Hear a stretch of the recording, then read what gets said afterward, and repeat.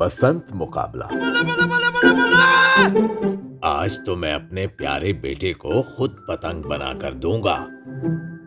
फिर उन्होंने कागज और तिनकों की मदद से पतंग बनाई तो सैफ बोला, अब्बा हमारे पास तो पतंग की डोर भी नहीं, डोर के बगैर कैसे उड़ाएंगे पतंग? बेटा घर में एक डोर पड़ी है, उसी से उड़ा लेते हैं। और घर में पड़ी डोर से अपने घर की छत पर पतंग उड़ाने लगे।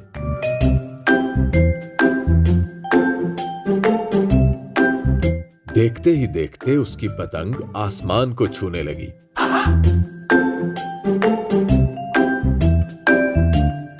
दूसरी तरफ सरदार का बेटा हमजा भी पतंग उड़ा रहा था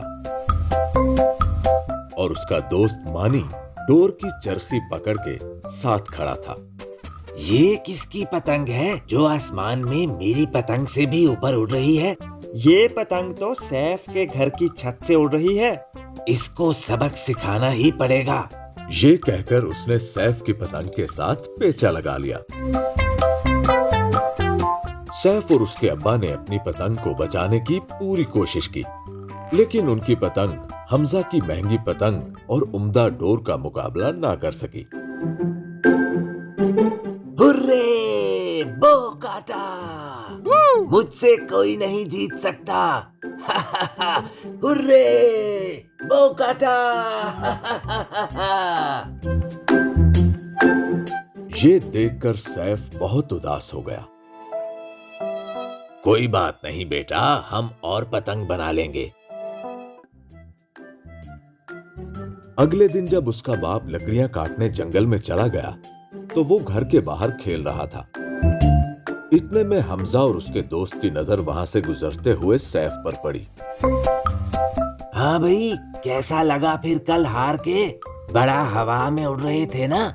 कैसे फिर मैंने तुम्हारे पर काट के जमीन पर फेंक दिया। ओह, तो वो तुम थे? हाँ, और कौन हो सकता है इतना अच्छा पतंगबाज। अब तुझे समझ आ गई होगी कि मेरे साथ मुकाबले का अंजाम क्या होता है।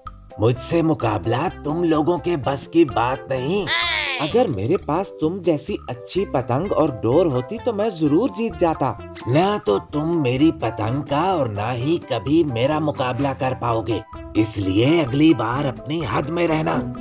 सैफ जंगल में अपने अब्बा के पास उन्हें ये सब बताने चला गया।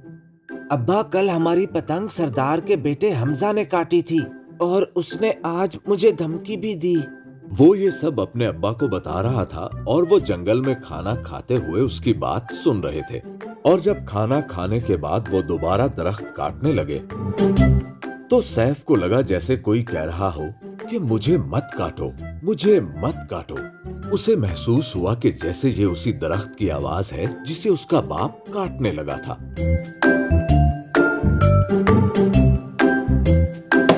अब्बा रुक जाएं, इस दरख्त को ना काटें, कोई और दरख्त काट लें। क्यों बेटा, इस दरख्त की लकड़ी बहुत ही उम्दा लग रही है, बाजार में अच्छे दाम में बिक जाएगी। अब्बा, मुझे लग रहा है कि जैसे इस दरख्त से आवाज आई कि मुझे मत काटो, आप इसे छोड़ दें।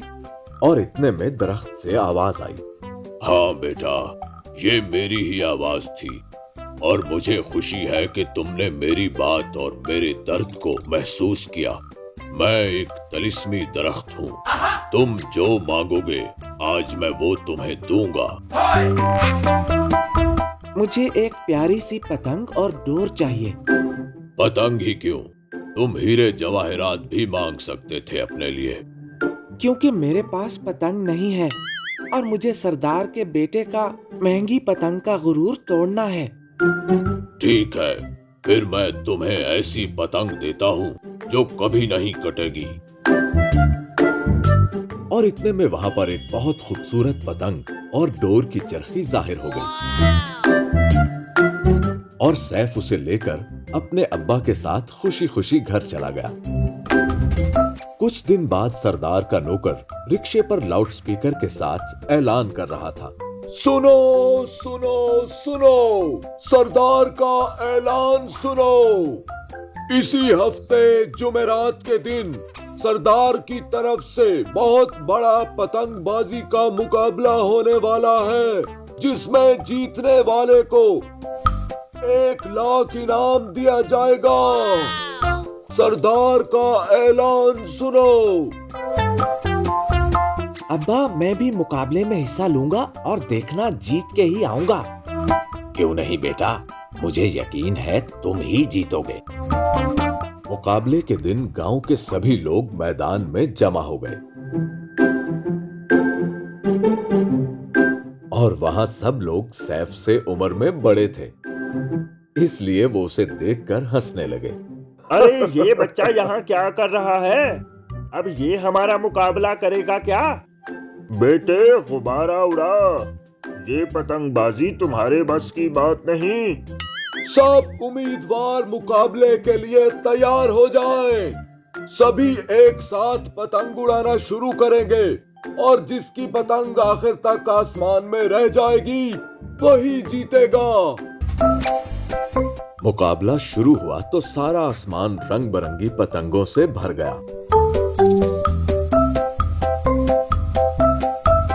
और देखते ही देखते सबकी पतंगें एक दूसरे से उलझकर कटना शुरू हो गईं।